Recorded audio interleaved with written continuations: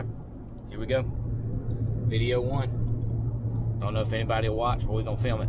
Ain't that right? Yep, you bet. Here we go. Off to the woods.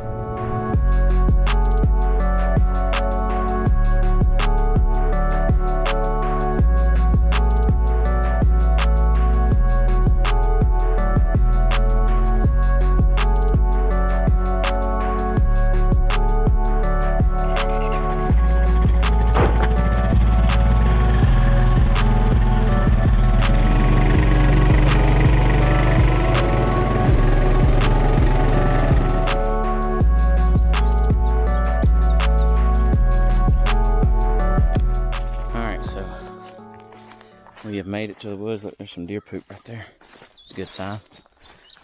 We are here in some woods where we put up a trail camera a couple of weeks ago, and hopefully we have some nice velvet bucks on this thing. But first things first, if you are new to my channel, which probably all of you are because this is the first video, what's up? My name is Hunter Johnson, and I'm super excited that you're here. I hope that you'll hit that subscribe button, because what I'm going to be trying to bring y'all is some different content about hunting and trying to film your hunts. For the last couple of years, I've had the awesome opportunity to be in and around the outdoor industry, filming hunts and taking photos, and got to do some awesome stuff working with some of my good friends now at Duck Commander, and it's been an absolute awesome journey. So with that being said, I kind of wanted to start this channel and maybe help the guy that was kind of like myself just a few short years ago, that was trying to get into filming his hunts and learning, just trying to watch YouTube videos and figure this thing out. I know that's where I was, and so I'm just trying to give y'all all the stuff that I, as a super early on beginner, would have loved to have seen and would have loved to have been told and taught, because there is a lot on YouTube about filming and doing different things, but there's not a lot on YouTube about filming your hunts and really diving through that. And the reality is, me filming my hunts is a whole lot different than the guy that's filming on movie set or filming, you know, in the middle of the city, doing cars and different things like that. Like, it's a totally different dynamic. A lot of things are the same, but there also are a lot of things that are different. So with that being said, I'm hoping that y'all will like this video and subscribe to the channel to help me out as we kind of grow this channel, just to hopefully be a community of people that can come together and help each other learn. I am no way at all a master of this craft. I am still learning myself each and every day. But like I said, I want to try to bring some of the knowledge that I have learned and acquired over my time in the outdoor industry, and being able to do this to you guys to hopefully help y'all out and help y'all get a good start and get a good base, because there is a lot of content about hunting out on YouTube, but there can always be way more. So first of all, get out there and start a channel just like I am right now, and let's fill up YouTube with some hunting content and show the world that it's a blast being out in the wood, being out in God's creation, and being able to search out for deer and being able to manage deer, and being able to film it all at the same time. So today we are headed out to pick up a camera, like I said earlier, but the main thing of this video that I want to teach you, or that I want to show you something that I've been taught and that I've learned, is the 3 biggest keys to telling a story and building a sequence. So we're gonna get up here in a minute to this camera, check the camera, and then I'll dive into those 3 things a little more. So here we go.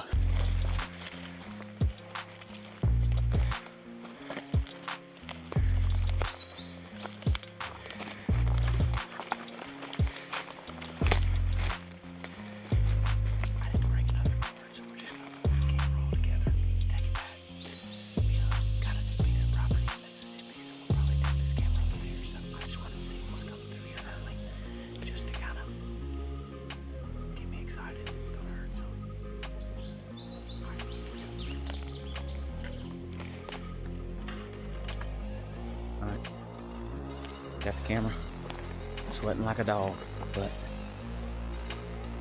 on our way out, I wanted to give you those 3 key things to telling your story. I guess they're not really 3 different things, they're kind of the same, but one of the biggest things that I've learned, and when I first started working at Duck Commander, one of the things that one of the guys that worked with me there, Jordan Summit, kind of nailed it into my brain, was everything should be in shots of 3. A tight, a medium, and a wide. If you're going to tell the story and have things make sense, you need to think of all your shots in a tight, medium, and wide. And you say, well, what exactly do you mean? So if I'm going to film just a little bit earlier, I'll reference back and I'll show you the clips. When Dad and I were getting out of the truck to unload the 4-wheeler, this is something I was getting him to do on purpose so we could show it, but we got the same shot, basically the same shot, 3 different times. I got him to get a wide from way back of me kind of walking up, undoing the latch on the 4-wheeler, or on the trailer, and then we did it again, the same shot, a little bit tighter. And what you want to think about when you're doing this is that all of this is going to run together and make one scene, one clip. So we can transition from the wide to the medium and the tight and tell that story while it's not just one static shot just sitting there. And you want to keep this in mind when you do everything, whether that's, I know a lot of us are self-filming ourselves. So it can kind of be difficult, but what you want to keep in mind is that same concept of everything in 3s. So if I'm going to film a shot of me or of my bow hanging on the tree, right up next to the tree while I'm getting ready to watch for the evening hunt or whatever, I'm gonna probably get a wide of like the bow sitting on the limb looking out where you can see everything, and then I'm gonna go more for a medium where maybe you can see the top half of the bow. Plain. Got a little crop duster coming over. But anyways, and then I'm gonna go and I'm gonna get like a super tight of maybe like the writing on the top of the bow, the brand of the bow, something like that. And what that enables me to do is to just kind of make those transitions seamless and make it make sense and make it work. It's gonna make your shots look much better. Today, all the rage is about looking cinematic and having this crazy, epic B-roll. And so that's what that's going to help you do is be able to tell the story while making things look good, transition well, and ultimately keep your viewers' attention and hopefully, engage them into where you're at and making them feel more involved. Same thing with like the actual kill shot. If I get up in the tree and all I have is tights of me getting up in the tree, and then all of a sudden the deer comes out, it's a tight on the deer, and boom, I shoot. That doesn't really engage the viewer as far as telling them where you're at. Like, I have no clue where that deer was. I have no clue how far that shot was. I have no clue what really happened other than just the deer got shot, because I didn't take time and show the viewer by having a wide, medium, tight and bringing them along and making it make sense. So I'm gonna drop those clips and show you kind of what the difference is if we just let the one static shot go versus having the 3 clips combined together, and hopefully that'll help you be able to tell the story a little bit better and feel like you're engaging your audience and they can follow and not get bored with like just some of the same old shots. So yeah, I'm gonna get the truck.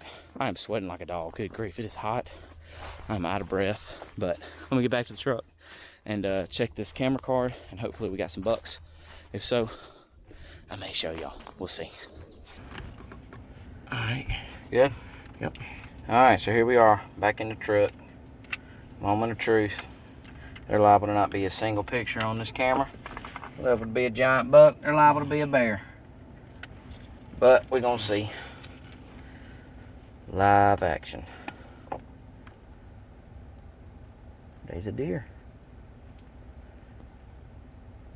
See if it's a buck deer or a doe deer. Look like a doe deer there. Coming through it midday. Let's see here. I'll tell you what, let's do it. Let's look at them a little different here. Let's do them as gallery.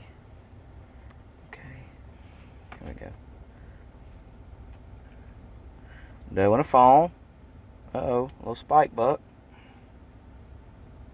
Some hogs. We gotta kill them things. Look at there. Little buck.